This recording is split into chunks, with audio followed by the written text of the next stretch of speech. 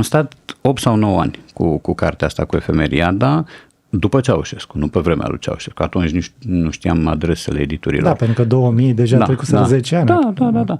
Au fost dus cu vorba. Ba că încă nu sunt bani, ba că se face acum planul editorial, ba că una, ba că alta. Vedeam că alte cărți apar, bine mersi, inclusiv debuturi.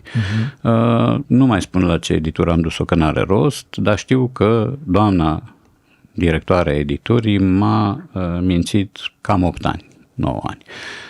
Pentru ca până la urmă să mă sune secretarea să-mi spună că au pierdut dactilograma. Era o dactilogramă și că să mă duc eu acolo să o căutăm. Și am căutat-o. Și am și găsit-o după niște Dar mai avea o copie? Nu. Nu, era singură. Adică dacă ești prost la capăt, nu te oprești la jumate. Și am găsit-o cu alt nume pe dosar, era alt titlu, alt autor, mă rog. Mi-am luat dactilograma și am dus-o la această editură Libra, la care n-am ajuns direct. Nici nu mai știu cum am aflat, de între timp directoarea editurii a și murit acum câțiva ani, a rămas soțul, dar mi-am dat seama că, nu, patronii editurii mi-au spus că eu pot publica, dar cu bani de acasă. Da. Acum, eu nici n-aveam bani de acasă și dacă aș fi avut, nu i-aș fi dat pe mine. Adică există ceea ce în Anglia se cheamă vanity publishing, cu care eu nu sunt de acord.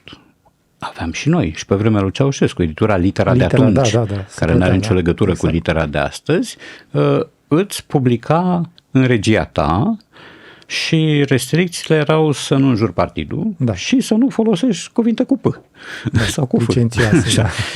Altfel puteai abera liniștit că era pe banii tăi, ți se punea tirajul în brațe și treaba ta ce făceai cu el. Foc de tabără, îl dădeai la prieteni. Dar au debutat câțiva obzeciști la Litera. Știu. Da, și chiar autori foarte buni. Ori acum lucrurile se schimbaseră, Litera aia veche nu mai exista sau se dusese pe la Chișinău, mi se pare, nu mai știu, erau niște complicații și a trebuit eu să fac rost de o sponsorizare. Și nu știam oameni cu bani. Noi aveam prieteni și mi-ar fi fost și jenă. Și am apelat așa la disperare și la o soartă și un destin, cum se spune, la familia Lucescu, pe care nu o cunoșteam. Adică m-am dus într-un demers, într-un demers de care au râs toți ai mei, și soția de atunci, și părinții mei. Dar cât de naiv poți să fii? Zic, să uită Lucescu la tine. Și am spus, dar ce risc? Risc un refuz. Da. Și probabil că nu o să ne mai întâlnim. Nici măcar ridicol, pentru că nu afla nimeni. Nu o să ne mai întâlnim niciodată în viață, fals. Ne-am întâlnit la DigiSport cu vreun an jumate în urmă. Cred că el nici nu mai știe. Și ca să arăt că nu sunt totuși un derbedeu sau un escroc, i-am trimis lui Neli Lucescu, soției lui Mircea Lucescu, câteva traduceri de ale mele cu o scrisoare de însoțire și cu exprimarea acestei dorințe de sponsorizare. Neli avea o agenție de turism pe atunci, pe Titulescu.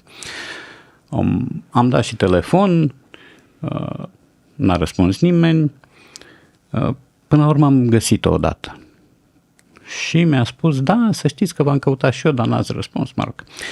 O să vedem, o să vorbim, să vorbesc și eu cu Mircea. Antrenat la Beşiktaş Lucescu pe vremea.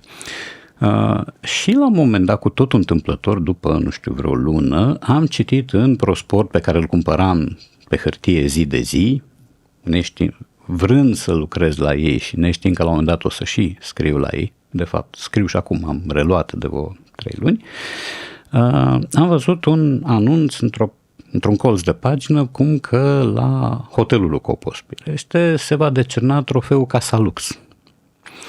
Și că anul ăsta câștigătoare este familia Lucescu pentru Vila de la Brează.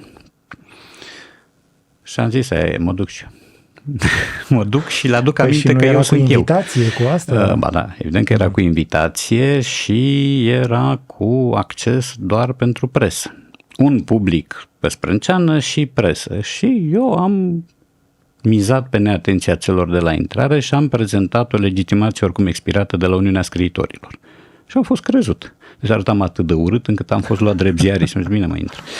Și m-am dus acolo, am stat la festivitate și după aia m-am dus la Neli Lucescu după ce s-a terminat festivitatea și am spus că eu sunt eu. Da, sigur că da. Am vorbit cu Mircea, stați un pic să rezolve cu reporterii, că erau toți pe el acolo, evident, cu ce face Beşiktaş, ce face Naționala, mă rog.